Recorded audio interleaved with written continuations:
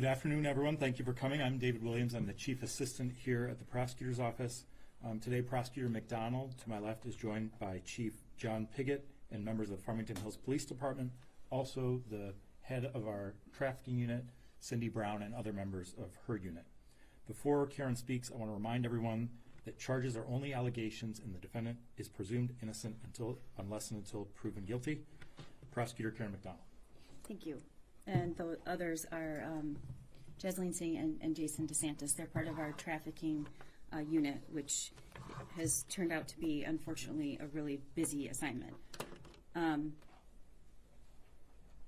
Today we're announcing charges in a very significant human trafficking case involving massage parlors. I want to start by letting trafficking victims know that we want you to come forward. You're not to blame for what is being done to you, and my office and the Farmington Hills Police Department and our entire human trafficking section and our task force want to help you, and want to keep you safe. In November, our office brought together more than 300 law enforcement health professionals, mental health professionals, and law enforcement. Sorry, one second. This is why they told me I needed to practice this, and I didn't. For a human trafficking training. This training focused attention on the prevalence of trafficking in our communities and trained officers to recognize the vast majority of women involved in the sex trade are victims, not criminals. They're not the people we should be arresting, and they're victims and witnesses, and above all, people who need our help. It's gratifying to see how quickly that training has resulted in new investigations and arrests, and hopefully the rescue of many victims, but it's also very jarring. Today we're here because the Farmington Hills Police, along with the Human Trafficking Task Force partners, including the Oakland County Sheriff's Department and the Westland Police, have made human trafficking a top priority and dedicated the resources needed to complete this intensive investigation. Together, we are combating human trafficking with an urgency previously never seen in the state of Michigan. Thanks to the good work of the task force and our partner agencies, our office is charging Suwon Wan with 2 counts of human trafficking and 1 count of keeping a house of prostitution. It's important to remember these charges are just allegations, and the defendant is presumed innocent until proven guilty. Merely listing these charges does not adequately convey the scale of abuse victims suffered in this case. The victims we've identified so far are 4 women. They're immigrants and appear to have been held as virtual prisoners. In interviews with Care House investigators, these women told of appalling living conditions. They were forced to live inside the massage parlor, working 7 days a week from 9 a.m. to 10 p.m., providing massages to what we believe to be an almost entirely male clientele. They were apparently, they did not have access to transportation, friends or family, or medical care. They claimed they received no or minimal payment for their work. Again, I do want to state that these charges are just allegations, and the defendant has a right as presumed to innocent until proven guilty. It's shocking to think of this kind of abuse that's taking place in our county, but the sad reality is too many vulnerable people, especially women, are exploited and abused by traffickers in places close to home. While there is evidence the victims have been forced to participate in sex work, Chief Piggott will discuss the details of the investigation. This case also highlights the problem of labor trafficking, which is effectively slavery. Our Human Trafficking Task Force is working collaboratively with law enforcement agencies across Oakland County to combat trafficking in all its forms. We're holding traffickers accountable and providing victims an opportunity to break free from these abusive situations. I want to commend the work of Cindy Brown. She's our lead of the trafficking unit, and her entire unit for the work that they did and bringing this training to law enforcement. We've seen such a major change in the way that we deal with these cases since the training took place. And finally, I want to just say to the customers of these illicit massage parlors that a sexual massage may seem like a victimless crime or a consensual transactional act. But for trafficking victims, they do not have the ability to consent. It is not a victimless crime. Take responsibility for how your actions may enable trafficking and the abuse of vulnerable women. And if that's not enough to make you change or reconsider, know that we will and we will prosecute those who do business with sex traffickers. These are criminal enterprises, and the customers are part of that problem. My office and the task force are working hard to combat trafficking, but we also need the help of the community to find victims and to deny traffickers the economic incentive to exploit vulnerable people. I do want to particularly stress what an amazing job the Farmington Hills Police Department has done and the entire task force. But what this police department is doing is keeping their community safe. And up until recently, we were treating these victims like they were they should be prosecuted, or this was just their choice. And we know the data shows all over the country, all over the state, and even in this county that they are not. They are victims. Chief Piggott? Thank you. Thank you all for coming today, and thank you, Prosecutor McDonald, for hosting this and talking about this very intensive investigation. Just to give some overall background, Farmington Hills Police Department routinely receives complaints about potentially illicit massages going on within the city, and those investigations are often assigned to our Directed Patrol Unit. So to introduce some of the people that I have with me today is Assistant Chief Brian Moore, Lieutenant Dominic Laurie, who oversees our Investigative Bureau, and Sergeant Larry Hernandez, who supervises our Directed Patrol Unit, who actually started this investigation and saw it all the way through. Going back to October of 2024, our investigations started looking into possible illicit locations within the city and realizing that we needed additional training when it came to human trafficking investigations. Our partnership between administration in the Farmington Hills Police Department and the Oakland County Prosecutor's Office started talking about what kind of training was available to our staffs. To the credit of Prosecutor McDonald and Section Leader Brown, a course that has already been described was put on by the Prosecutor's Office, which detailed how to conduct these investigations thoroughly and to set them up for successful prosecutions.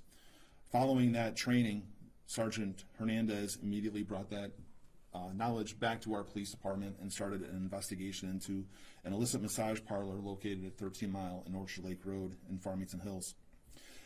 The information gleaned from that investigation was shared within our Investigative Bureau and through field investigation, surveillance operations, digital forensic investigative techniques, and our crime data analyst brought together information to identify a primary suspect in this human trafficking criminal organization. That investigation led to locations involving businesses, residences outside of Farmington Hills, which were identified to be in Highland Township, Commerce Township, Westland, and residences in Livonia. Based on that information, we joined fellow law enforcement partners throughout the region to start doing investigations into those communities as well. That investigation lasted just under 3 months from beginning to end, with the conclusion of it coming last week, where our police department, including the Oakland County Sheriff's Department Special Investigative Unit, the Westland Police Department Special Investigation Unit, all conducting numerous search warrants simultaneously in those locations. As a result, the primary suspect was identified and arrested. 4 survivors were rescued from 3 separate locations. Those survivors were brought to Common Ground, Oakland County's mental health facility, where they were given the opportunity to receive victim services. Just to show the scope of this investigation, our investigators have identified homes, vehicles, and commercial real estate that appeared to have been paid for through this ongoing illicit and exploitive criminal enterprise. We've recovered over $140,000 in U.S. currency from a safety deposit box associated with the suspect. This investigation was submitted to the Oakland County Prosecutor's Office for review, and we are thankful that they issued the charges as described by the prosecutor earlier.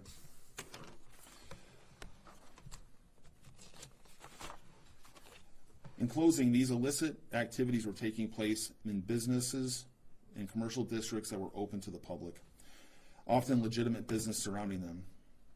What we would ask is residents or business owners that are operating in these areas is to report unusual business activity. In most cases, these were businesses that operate with inconsistent business hours. There's no signage on these businesses. They black out their windows, they lock their doors to conceal what is going on inside. Generally, it's an all-male clientele, and you should not be seeing employees coming or going, which is why we see these women who are trapped in these businesses all day. The Farmington Hills Police Department is committed to investigate these incidences, and we will bring all of our investigative resources to bear in an effort to eliminate these activities, not only from our city, but any location that supports these criminal enterprises. Again, thank you for all the work that the prosecutor's office did to help us build these cases, and we are hopeful of successful prosecutions for these. Thank you. Questions? Any questions? I'm sorry, prosecutor, has That's your okay. investigation led to any other areas outside, like obviously Farmington Hills, but where else in Oakland County? And are there any operations that this person is affiliated with, maybe even in Wayne County or some other counties? I can't speak to this particular defendant, but as Chief Piggott outlined, there are several massage parlors throughout the county and throughout the state, but definitely throughout the county. And again, it is the charges here are so important, and it's not just because we want to hold just this defendant accountable. This is a whole new way of looking at what goes on in these massage parlors. These women are not predators. They shouldn't be prosecuted. And simply because somebody says, yes, I want to be here, or this is my choice, what we've learned is that is just not true, and that answer just can't be taken with no further investigation. When somebody has no access to transportation, no money, in this case, new to this country, and they have no place to live except the massage parlor, and they're working hours 7 days a week, 9 a.m. to 10 p.m. This is not a victimless crime, and this is just the beginning, because the task force is made up of representatives from law enforcement all over the county, and all of them are in the process at this moment of looking at those places as well. Is this a situation where you can go after the clientele, the customers? Absolutely. It's against the law. It's prostitution. That's the charge. And for reasons that I can't speak to, that's just not something that is normally done. And that's what we intend to do. It is not victimless. And we need to, first of all, create awareness about what's going on. And second, hold people accountable. You mentioned that these are new residents or new to America, foreigners, for a better term. Can you talk about their status? I did not say foreigners. That's okay. We know that in this case, these women were brought from China. I can't elaborate right now on their legal status. Is there a risk here that they could be victimized again and be sent back to China now that they're in the system?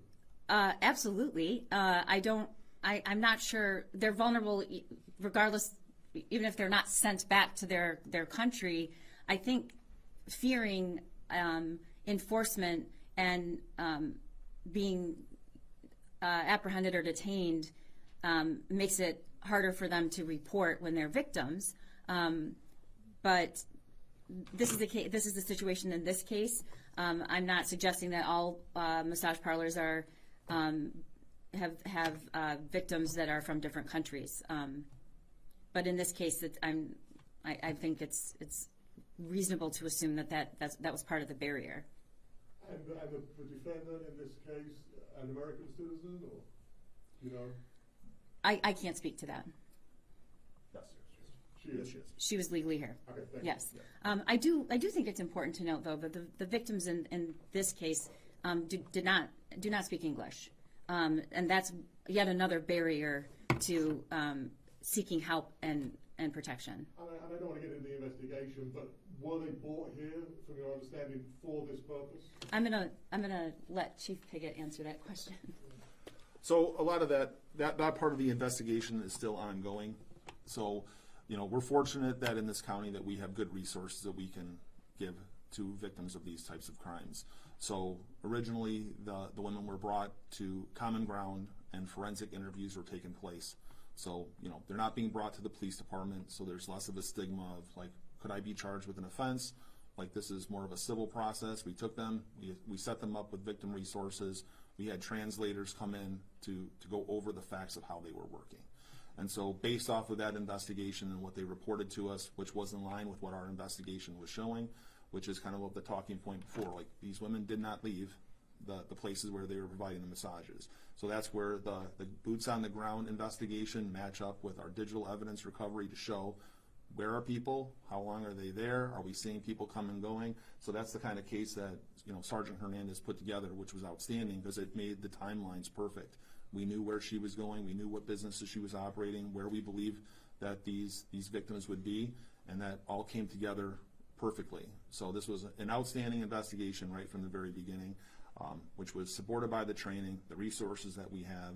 And so as a jumping off point for something involving human trafficking, I think this is a great case to show how investigative methods and techniques can come together, work with other cities, other counties even, and work with our assistants, or with our, you know, them assisting us with all the investigative work to really come to this point right now. And still, I mean, the investigation is still ongoing. So, I mean, there's still financial crimes that we're still looking into.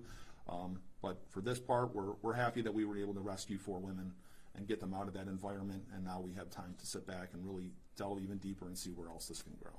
And just as a reminder, these are allegations. The defendant has a right. She's presumed innocent until proven guilty. But I just want to, I think, make sure that I say this. Trafficking, whether it be labor, for labor, in this case, there's elements of both. There was a promise for work once they came to this country. Sex trafficking, it all depends on one critical thing, a vulnerable victim. Now, you can be vulnerable because of your age, you can be vulnerable because of a substance abuse issue, you can be vulnerable because you're trying to flee an abusive situation, and you can be vulnerable because you are in a different country, you don't speak the language, and you were promised work, and you came here for that, and you now have zero resources. So that is the nature of trafficking. There are vulnerable victims that the trafficker uses and exploits for their own economic gain. Is there any evidence that this was part of a larger criminal conspiracy, like a gang or something? Because sometimes people are sent here as part of a larger criminal enterprise, and their families may be threatened back from their home country with things. Is there any evidence that could lead to that, like a larger criminal enterprise behind this? I refer to, we're still investigating, so it's very possible that that information gleaned from the survivors will identify additional targets. So right now, it's still an active investigation. More may come, but again, we're talking about this particular case without getting too far over our skis on what might come down the road. But there's certainly, like I said, when we talk about the scope of the number of business locations, the number of residences, and the amount of money that we're seizing would certainly lead us to believe that there's a potential that it could expand even further. And it's rampant, and until this point, there hasn't really even been a meaningful effort to hide what is going on. There are websites where this is being advertised. Human trafficking, sex work is being advertised, and they are open to anybody. So up until now, there hasn't been a real fear that someone would be prosecuted. And that's why we're standing here, to create awareness and help the public understand that this is a criminal activity.